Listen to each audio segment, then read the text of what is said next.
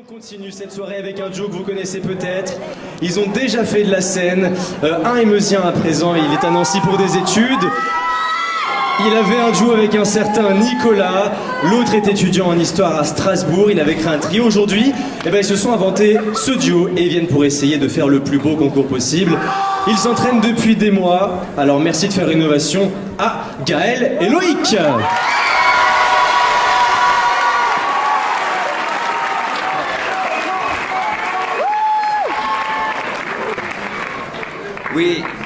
Oui.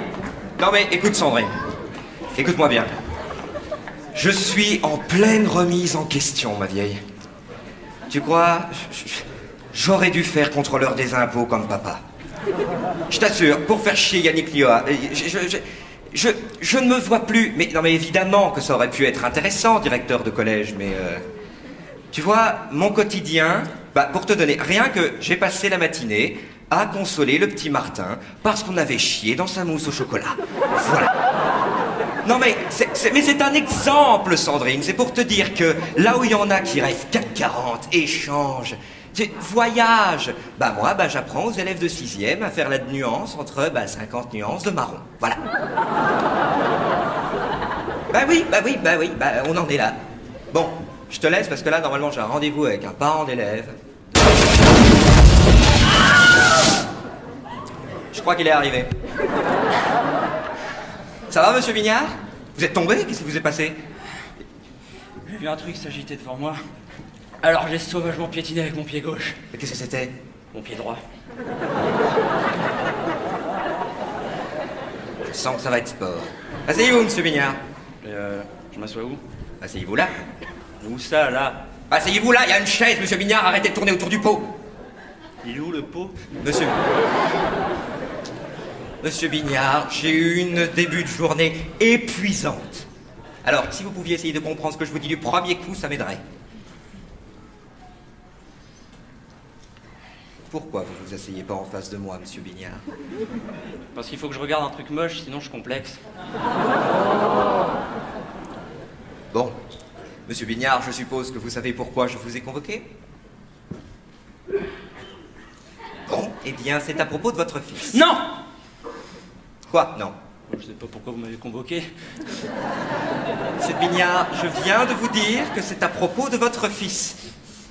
Lequel? Comment ça, lequel? Mais il est fils unique, monsieur Bignard. Puis il se remarque bien, je suis désolé, 28 ans, toujours en 5e. Il fait 1m92, il a un sac Hello Kitty à roulettes. Non mais c'est parce que, normalement, il est même pas de moi. Enfin, je sais pas. Enfin, on était 13. Et il faisait vachement noir. Peu importe, monsieur Bignard. Pour moi, vous êtes son père dans le sens où vous êtes son père aux yeux de la loi. Aux yeux de la loi, monsieur Bignard. Monsieur Bignard, aux yeux de la loi. Ça va? J'ai oublié comment on respire.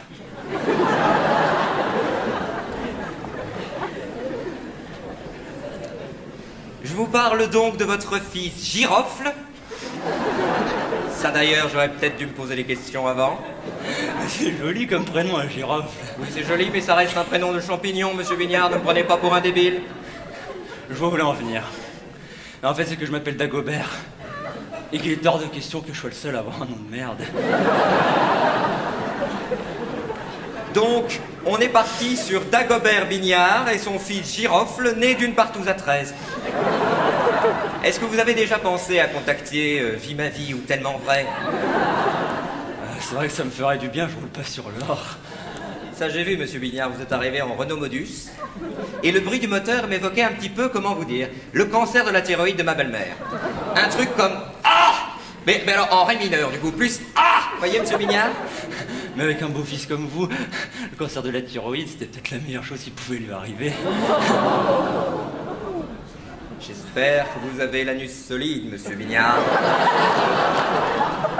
Parce que là, les allocs familiales, c'est dans le cululu.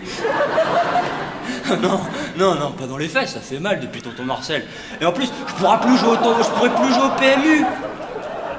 Vous feriez la manche surtout, monsieur Bignard. D'ailleurs, petite question subsidiaire. Pourquoi est-ce que la mère de Girofle n'est pas avec nous? Parce que figurez-vous que je sais pas qui c'est non plus. Oh, la famille de gitans. Non. En fait, la partouze a commencé, et quand la lumière s'est rallumée, j'avais un bébé dans les bras. Donc, résumons-nous, hein. La femme a eu le temps d'être fécondée et d'accoucher.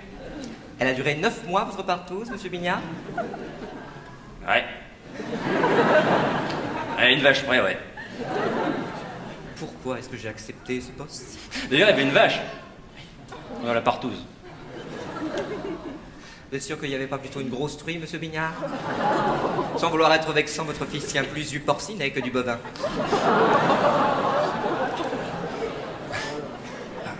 Si, il y avait ma sœur.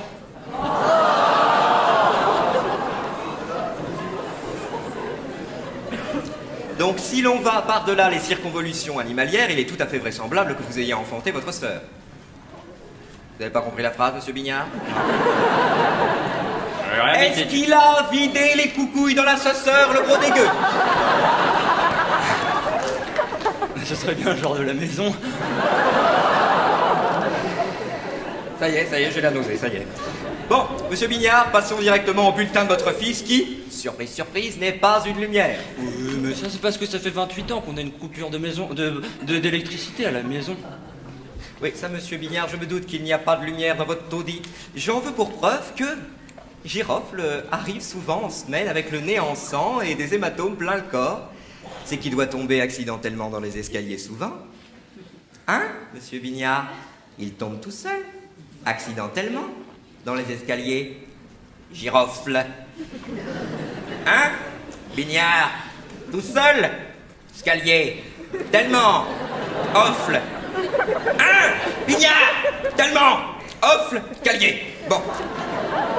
Parenthèse close, je vous pardonne, moi-même étant un ancien enfant battu. Pardon. Donc, reprenons donc avec ce bulletin. Petite devinette, monsieur Bignard, quelle est la différence entre un tsunami au Japon et le bulletin de votre fils? Réponse, monsieur Bignard, le bulletin de votre fils est une vraie catastrophe. Alors, je m'explique. Bon, je vous passe les matières importantes, hein. Passons directement au sport. Donc sport, 2 sur 20. Ouais, c'est pas mal, deuxième. Non, putain, 2, c'est pas sa note. C'est pas son classement, c'est sa note sur 20. D'accord? D'ailleurs, je vais vous lire la remarque du professeur qui, je cite, j'aime beaucoup. Si Girofle courait aussi vite qu'il se pignole le manche, on l'appellerait Usain Bolt.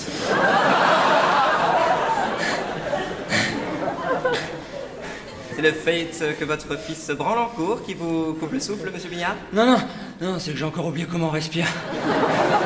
Ah, j'ai vu ma vie défiler devant mes yeux. Oh, qu'est-ce que c'était chiant. Fascinant, monsieur Bignard. J'ai le droit de m'en foutre, alors faisons une folie, je m'en fous. Suivant. Donc alors, musique, 3 sur 20. Bah, c'est pas mal, troisième. Non, franchement, il va falloir arrêter ça, je vous en colle une. Alors, et là aussi une réplique bien gratinée. Girofle joue comme un cul. Ah ouais. Ah, c'est exagéré comme remarque. Figurez-vous qu'à partir du moment où on surprend votre fils en train de lâcher des grosses tôles dans sa flûte à bec, je n'estime pas que ce soit exagéré du tout. Mais c'est pas de sa faute, il est fan de dubstep. Si vous croyez que c'est tous les jours drôle... J'espère que vous avez honte de votre fils, monsieur Bignard. Oh non, disais pas ça, tout le monde l'aima bien, mon fiston. Mais tout le monde l'aima bien, mais l'amour ne fait pas l'intellect, monsieur Bignard. Je suis persuadé que Cyril Hanouna était très aimé.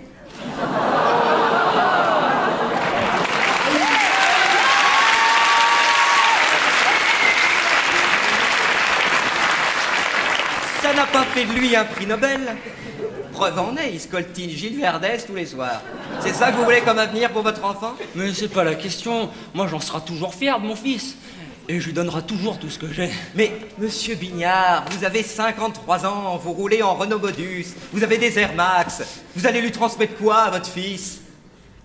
Le sida?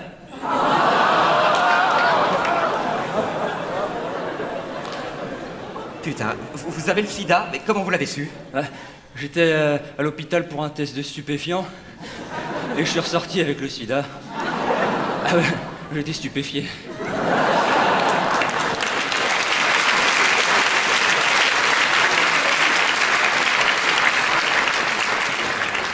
Et ça va, vous arrivez à le gérer au quotidien, le sida? Ah oui, oui. Mon médecin, il m'a dit, vous verrez, le sida se traduit par une fragilité immunologique et vous verrez, vous mettrez à peu près 3 semaines à vous remettre d'un rhume et à peu près 3 ans à guérir d'une chanson de Kenji Girac.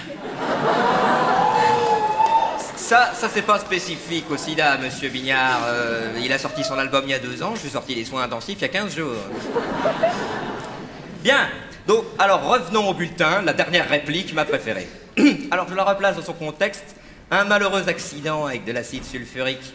Bien, donc le professeur de physique écrit, ou dicte, si ce con ne m'avait pas dissous les mains, il s'en serait pris une dans la tronche. J'ai quand même entendu qu'il y avait eu 15 sur 20 en technologie. Oui, mais monsieur Bignard, c'est de la merde, la techno. Mais alors pourquoi vous continuez d'enseigner cette matière?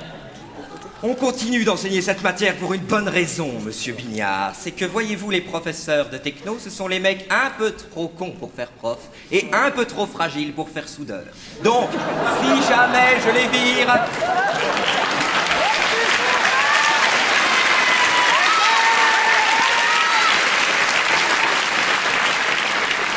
Donc si jamais je les vire, monsieur Bignard, ils vont finir alcooliques, dépressifs, et s'ils tuent une pute, ça va être de ma faute, d'accord? D'ailleurs, je soupçonne Jacques Léventreur d'être un ancien prof de techno. Bon. Parenthèse close. Vous savez quel est le vrai problème de notre société, monsieur Bignard? Les combats de chiens truqués. Les combats de chiens. Et vous êtes quel genre de taré, exactement? Celui qu'on enferme dans un hôpital psychiatrique ou celui qu'on euthanasie sans demander l'avis de la famille? Par ailleurs, si on demandait l'avis de votre grosse truie de femme, qu'est-ce qu'elle pourrait nous répondre à part « Groin, groin, j'ai fait tomber mes glands dans la boue ». Vous voulez que je vous dise, monsieur Bignard, il y en a qui ont perdu la foi après la Seconde Guerre mondiale, d'autres après le Vietnam, d'autres après le génocide au Rwanda. Et ben moi, j'ai pas peur de le dire, monsieur Bignard, ce qui m'a foutu dedans, c'est votre fille de girofle. Alors j'ai une dernière question, monsieur Bignard. Même si vous savez que vous l'avez conçu dans une partouze à 13 avec votre sœur, qui fait 1m92, qu'il a 28 ans, et qu'il est toujours en 5e, et qu'il a vraisemblablement toutes les chances pour avoir le sida dans les 15 jours, pourquoi vous l'avez pas encore dézingué? Parce que je l'aime.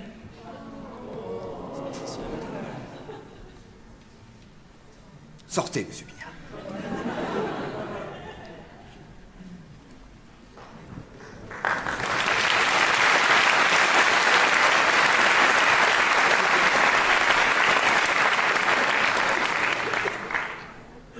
Branle-bas de combat, Sandrine. Je ne suis qu'une merde. Oh, mais ne rigole pas comme ça, toi aussi. Tu veux que je te dise, Sandrine?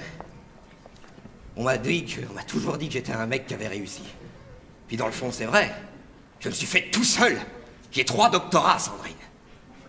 Mais on est heureux à mesure de l'amour que l'on donne, Sandrine. Et si tu veux mon avis, Sandrine, il n'y a rien au monde qui transpire plus le bonheur que le visage d'un gars.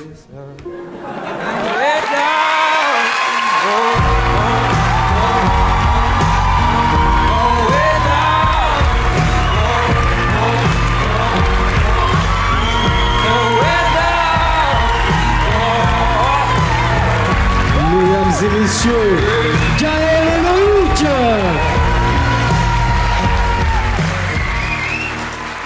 Bravo, messieurs.